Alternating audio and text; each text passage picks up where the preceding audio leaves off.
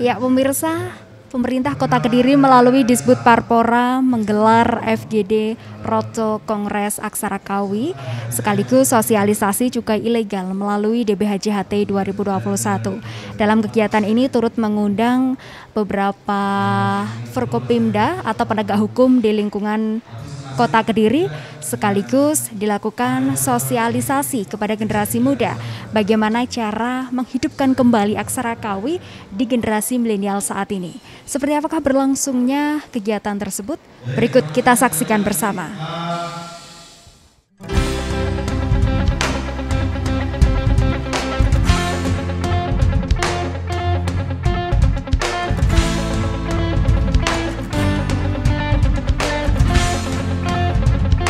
Pemirsa, FGD Road to Kongres Aksara Kawi 2 Kota Kediri yang digelar oleh pemerintah Kota Kediri melalui Disbud Parpora ini masih berlangsung dengan para ahli di bidang pembacaan aksara kuno, sejarah, budayawan, desain, dan pemrograman komputer untuk berdiskusi dan seminar bersama. Kongres Aksara Kawi ini pertama kalinya diselenggarakan di Kediri dan diapresiasi oleh Disbud Parpora dengan adanya konsep digitalisasi aksara Kawi tersebut. Dengan itu, anak-anak muda pastinya bisa belajar dan lebih mengenal tentang budaya. Yo ayo, majulah kotaku. Yo ayo, raihlah prestasi bersama. Masa Bumbakan. Sosok inspiratif dan juga kreatif, kau ajarkan kami cara hidup positif. Jadi pesertanya ini dari para penggiat-penggiat budaya, kemudian dari ini ada yang datang dari Mas Dias itu dari penggiat budaya juga, terus dari Pandi itu yang ngurusin apa ya, domain untuk mengatur itu ya.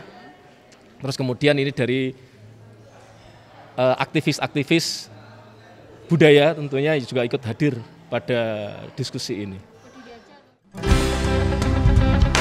Pada FGD ini pun turut menghadirkan narasumber salah satu budayawan Kediri, yakni Gus Barok yang membahas seputar babat Kadiri.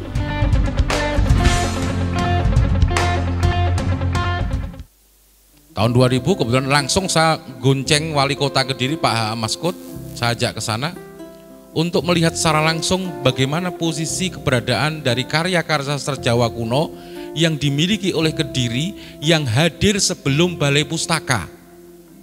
Balai Pustaka itu 1918. Buchandel Tan Kun Sui jauh sebelum daripada itu. Beliau orang Cina, ya, dia memiliki kawan-kawan yang sangat hebat antara lain Tan Tek Siu, Tan Jianbu, dan Kiai Fatah Tulungagung. Ada 400 karya sastra Jawa kuno yang ada di Buchandel Tan Kun Sui pada waktu itu di gudang bawah. Pak Maskut langsung telepon kepada Dinas PU untuk mengangkat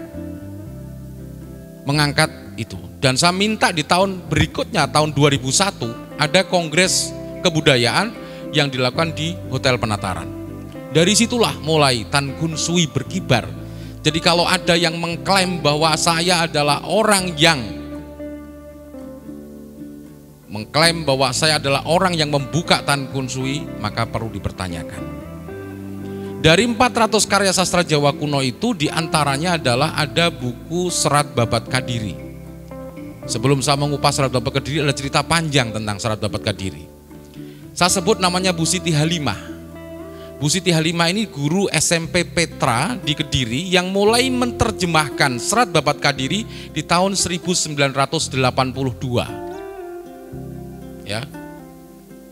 Bahkan terjemahan yang dia lakukan sudah selesai dan bukunya, kalau kemudian di kementerian itu menerbitkan buku di tahun-tahun hampir sama tahun 99 juga, ya. Itu adalah buku yang sebenarnya dipinjam dari Bu Halimah. Jadi oleh salah satu orang kepala dinas pendidikan di Kota Kediri yang dipinjam, bahkan buku asli Serat Babat Kadiri yang dimiliki Bu Halimah juga hilang. Ya. Jadi Serat Babat Kadiri juga di Buhandel Tan Kun Sui kita tidak menemukan buku aslinya. Tidak. Ada Serat Wali Sono, Serat Babat Tuban itu ada. Tapi Serat Babat Kediri teks asli yang dimiliki oleh Buhandel Tan Kun Sui hingga saat ini saya belum menemukan. Artinya pada posisi-posisi yang seperti ini maka perlu bergerak. Bergerak ini perlu bersama. Saya tidak memandang diri saya siapa karena background saya seorang jurnalis, bahwa di Babat Kediri atau dalam konteks bahwa di Buhandel Tan Kun Sui ini rumit gitu ya. Jadi rumit. Saya harus berbicara jujur bahwa Buhandel Tan Kun Sui ini 80% adalah haknya Tante Yuria. Buku itu 80% adalah hak miliknya Tante Yuria. Bahkan banyak buku yang hilang di tahun 82 ketika ada pembahasan tentang hari jadi Kabupaten Kediri di tahun 82 di Universitas Kadiri. Buku-buku itu buku-buku Indo itu hilang. Sampai sekarang belum ditemukan. Jadi kenapa saya bilang 400? Karena saya memiliki daftar pustakanya. Bahkan beberapa buku yang tidak saya cari sempat di tahun 2000 sampai 2010 saya melakukan pencarian buku-buku Tan Kun Sui hingga ada beberapa dikoleksi di beberapa kawan-kawan. Sangat renyuh sebetulnya kalau ngomong tentang Kediri, ya. Kebesaran nama Kediri yang kita kenal sangat besar itu ternyata jejak-jejaknya tidak begitu luar biasa. Bahkan karena saking pegelnya saya ketika berkeliling ke Indonesia tahun 2000 sampai 2010, saya membuat namanya di rumah itu namanya Kediri Photograph Museum, yaitu adalah foto-foto Kediri yang kemudian menjadi salah satunya menjadi bahan daripada penelitian saya di tahun 2013 sampai 2019, akhirnya ditetapkan Brug over den Brantas Kediri atau Jembatan Lama Kediri karya Stidze Westad Van Murling ini sebagai cagar budaya.